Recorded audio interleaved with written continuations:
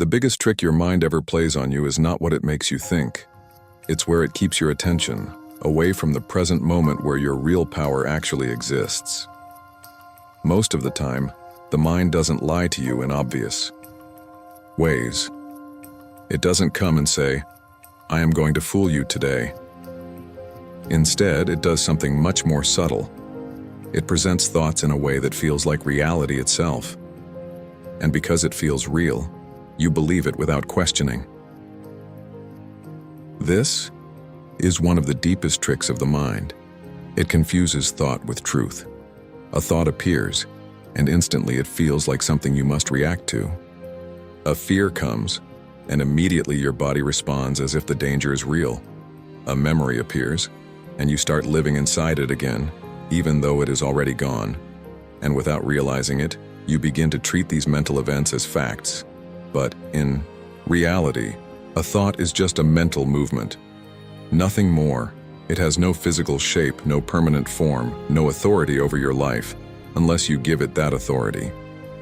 The problem is not that thoughts appear. The problem is that you automatically believe them. You don't pause. You don't question. You don't observe. You just accept. And this is where the mind starts to fool you. It shows you a negative possibility, and you feel like it is guaranteed. It shows you failure, and you feel like it is already happening. It shows you rejection, and you feel like it is unavoidable. But none of these things are happening in reality. They are happening only in your mind, and your mind is not reality. It is a simulation machine. It creates scenarios based on past experiences, emotions, and fears, sometimes useful, sometimes completely false. But because it speaks in your own voice, you trust it more than anything else. And that trust is where control begins to shift away from you. You stop acting based on what is real and start reacting based on what is imagined. You start making decisions not from evidence but from fear-based thinking. And slowly, your life begins to follow the direction of your thoughts instead of your actual situation. But here is the important truth. Thoughts are not instructions. They are not commands. They are not predictions. They are simply mental events passing through awareness, just like clouds passing through the sky. Some are light, some are heavy, some are dark, some disappear quickly, but none of them define the sky itself. And in the same way, your thoughts do not define you or your reality. The moment you start observing your thoughts instead of becoming them, something powerful happens. You begin to see the difference between what is happening in your mind and what is actually happening in your life. A thought says, "You are not good enough," but reality shows you are still capable of trying. A thought says, "This will fail," but reality has not even begun yet.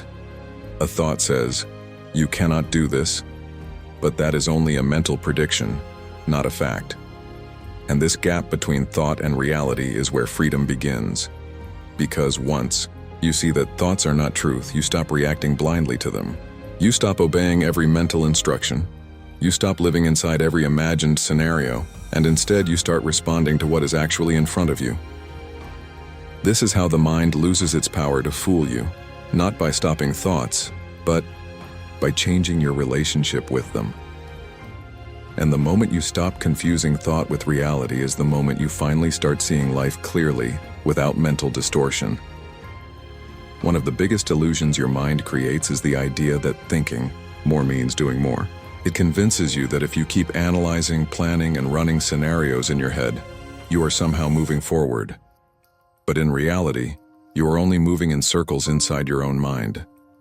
This is where overthinking becomes a trap that feels productive but quietly keeps you stuck. Because when you are overthinking, it feels like you are working on the problem. You are mentally engaged. You are exploring options, you are imagining outcomes, and you are trying to find the best solution. But nothing is actually being tested in reality. Nothing is being done. Everything is happening only in your thoughts. And thoughts alone never create results. Overthinking gives you the illusion of progress without any real movement. You feel busy in your mind, but your life remains unchanged. You feel like you are preparing, but you are never actually starting. You feel like you are solving something, but you are only replaying it in different ways, and the more you think, the more complex everything becomes. A simple decision turns into a long mental debate. A small step feels like a huge risk. A normal situation feels like a complicated problem, not because reality changed, but because your mind multiplied it, and that multiplication creates confusion, because the mind does not naturally bring clarity through endless thinking. It produces more thoughts, more angles, more possibilities, and if you stay in that loop too long, you start losing direction. You no longer know what is important and what is just mental noise. And this is how you become stuck, not because you don't know what to do, but because you are thinking about too many ways of doing it without actually doing anything. Overthinking also creates emotional weight. The longer you stay in your head, the more pressure you feel. You start imagining worst-case scenarios. You start doubting your decisions before you even make them. You start feeling overwhelmed by situations that haven't even happened yet. And all of this is happening inside your mind, not in real life. But your body and emotions respond as if it is real. That is why overthinking feels exhausting. You are using energy without producing any outcome. You are mentally running without moving forward. You are solving problems that exist only in imagination. And the dangerous part is that it becomes a habit. Because every time you overthink instead of acting, your mind learns that thinking is enough. It learns that action is optional. It learns that you can stay in analysis instead of facing reality. And slowly, this becomes your default response to everything. But real clarity never comes from thinking alone. It comes from movement, from doing something, from testing your thoughts in reality instead of keeping them locked inside your head. When you take even a small action, something shifts instantly. The mental loop breaks. The confusion reduces. The situation becomes clearer, not because you thought more, but because you stepped into reality. And that is what the mind does not want you to realize. That action is what ends confusion, not more thinking. Because the moment you act, you stop feeding the loop. You stop letting your thoughts multiply without direction. You bring your mind back into the real world where things are simple, direct, and visible. And slowly, you start to understand that overthinking was never helping you move forward. It was only keeping you busy inside your mind while life waited outside. Another powerful way your mind quietly fools you is through fear, but not the kind of fear that actually protects you from real danger. I'm talking about imagined fear. The kind that exists only in your thoughts, not in reality. Because most of what people are afraid of has not even happened. It is created inside the mind first and then experienced emotionally as if it is real. The mind takes a possibility and turns it into a prediction. It takes uncertainty and turns it into danger. It takes what if and makes it feel like this will definitely happen. And once that happens, your reaction becomes controlled by something that does not even exist. This is one of the most subtle tricks of the mind. It creates fear before reality has a chance to show itself. You haven't failed yet, but you feel like you already have. You haven't been rejected yet, but you feel the pain of rejection. You haven't even tried, but you already feel the pressure of losing. And all of this is happening in your imagination, not in your life. But your body does not always know the difference. Your emotions respond as if it is real.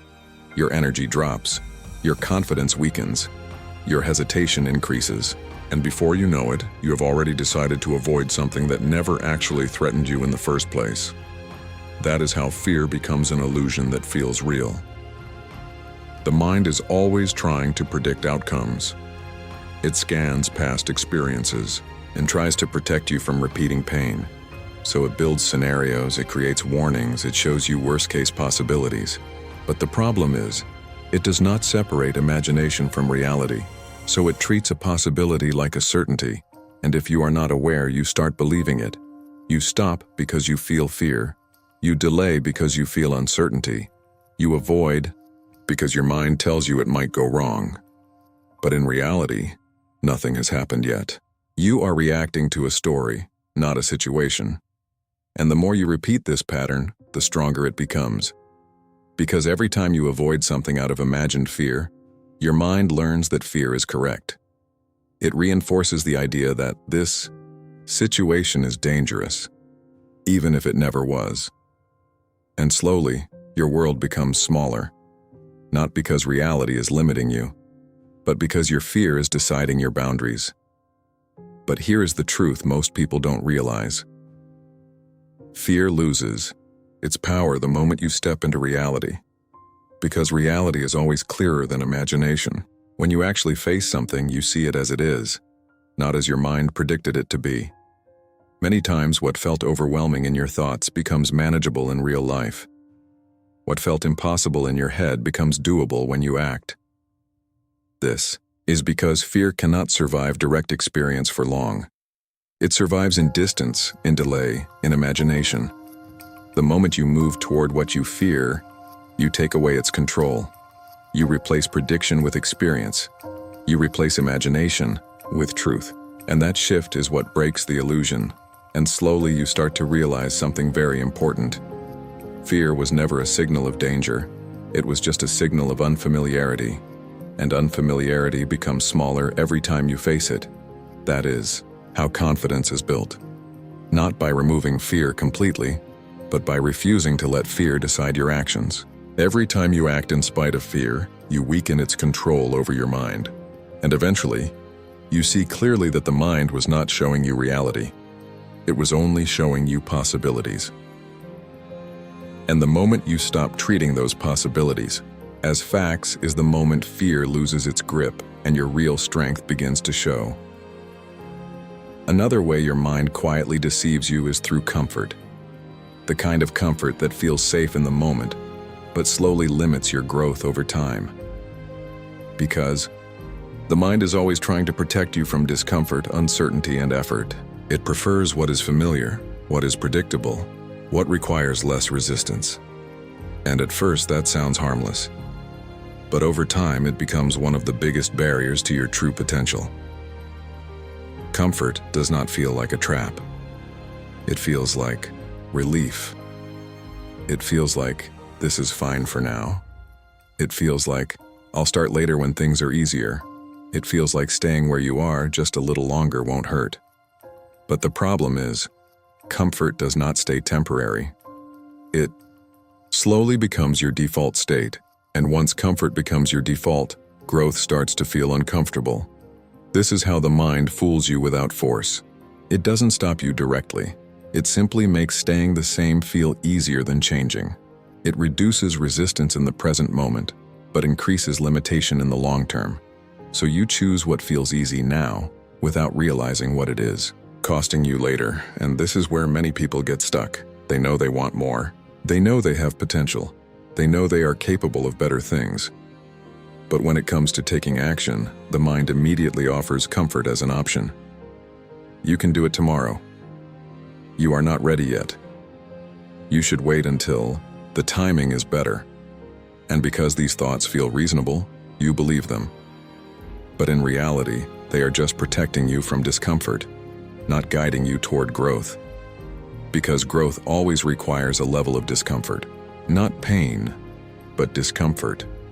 The feeling of stepping into something unfamiliar, something uncertain, something that challenges your current state. And the mind naturally resists that. It tries to pull you back into what you already know.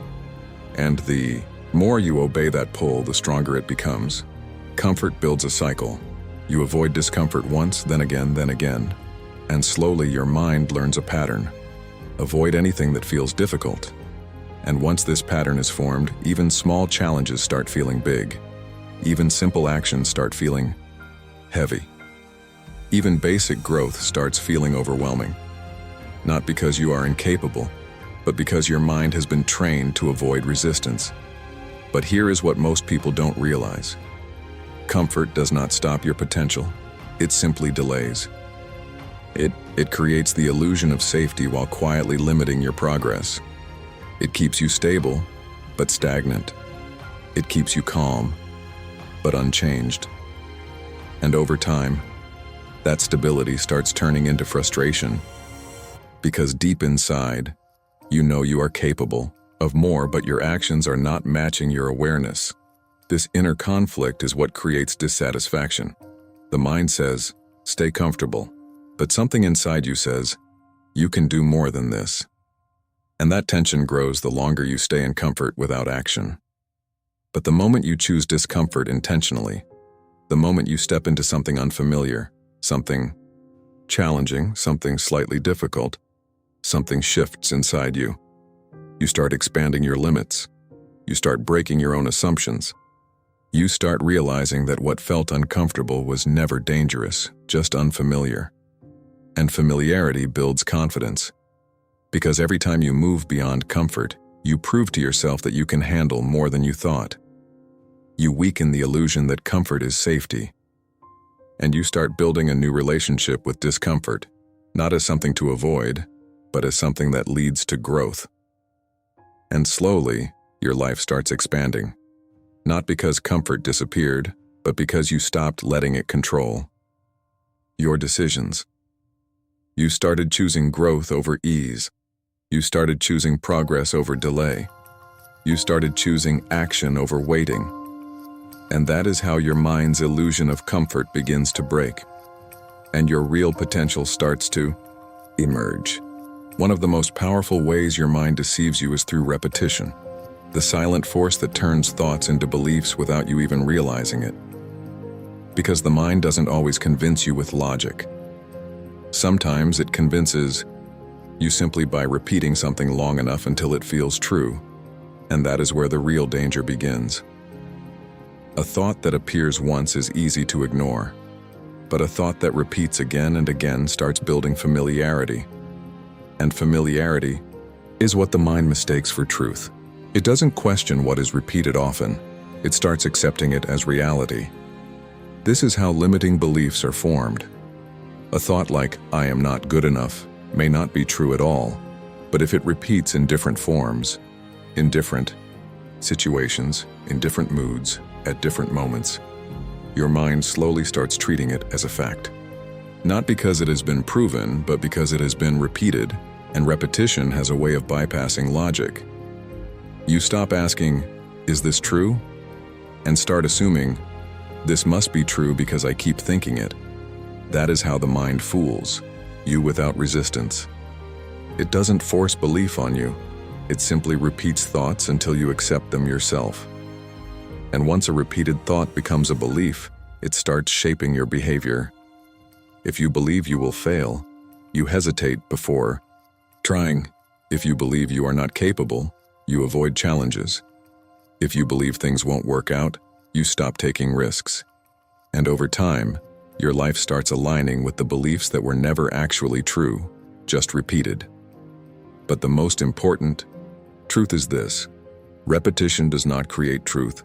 It creates familiarity, and familiarity can be misleading, because just because you have thought something many times does not mean it is real.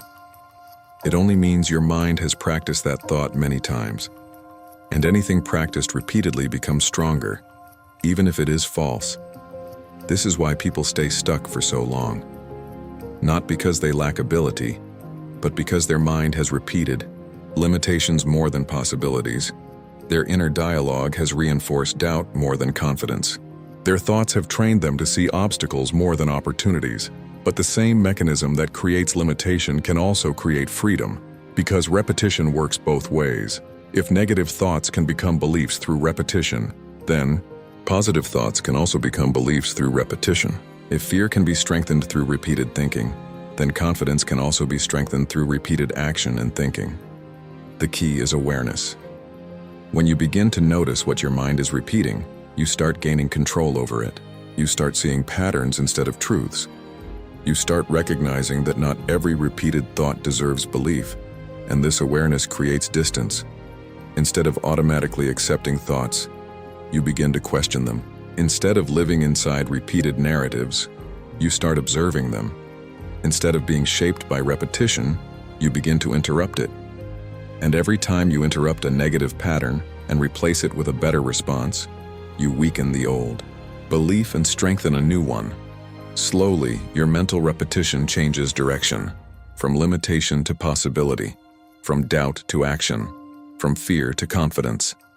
And over time, What once felt like truth begins to lose its control over you, because you finally realize that your mind was not showing you reality. It was showing you repetition. And the moment you stop believing everything that is repeated in your mind is the moment you start taking control of what actually becomes real in your life. The final way your mind fools you is perhaps the most subtle, yet the most powerful. It pulls you away from the only place where real control actually exists. The present moment. Because your mind does not like the present. The present is simple, direct, and real. There is no imagination in it, no story, no exaggeration. It is just what is happening right now. But the mind prefers everything except this. It moves you backward into the past, where memories live. It pushes you forward into the future, where fears and expectations live. And while it keeps you moving between these two places, it quietly removes you from the only point where action is possible. And that is how you lose control without even noticing it. When you are stuck in the past, your mind replays what went wrong. It brings back mistakes, regrets, and old experiences, not to help you grow, but to keep you emotionally tied to what cannot be changed. And when you are stuck in the future, your mind creates scenarios that have not happened yet. It builds pressure, expectation, and uncertainty around things that are not even real. So you end up living in two places that don't exist, yesterday and tomorrow, while ignoring the only moment that is actually real. And in that state, your power disappears.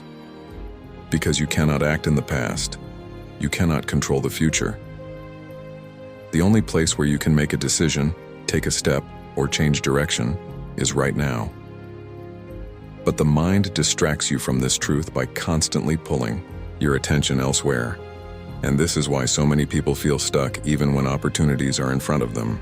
They are not fully present to see them. Their attention is divided between regret and worry. Their energy is scattered between memory and imagination.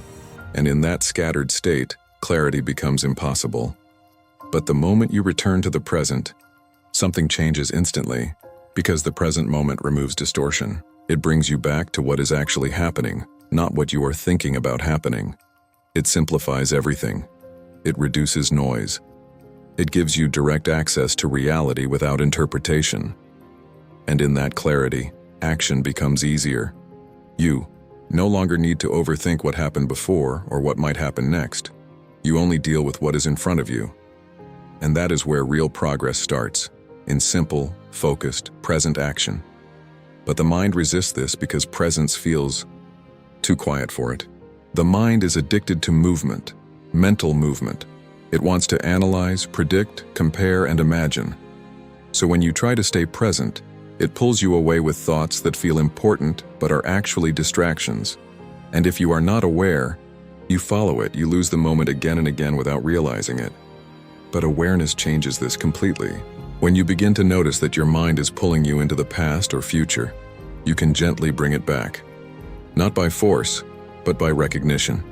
And every time you return to the present, you regain a small part of your control. And those small returns add up.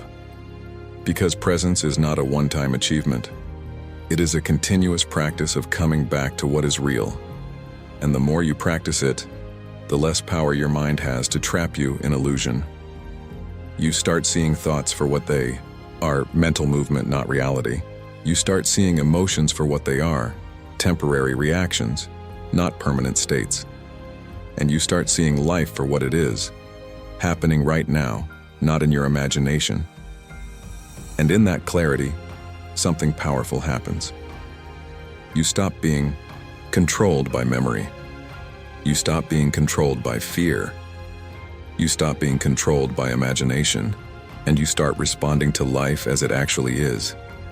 Because in the end, your mind can only fool you when you are not fully here, and the moment you return to the present is the moment its illusion completely breaks.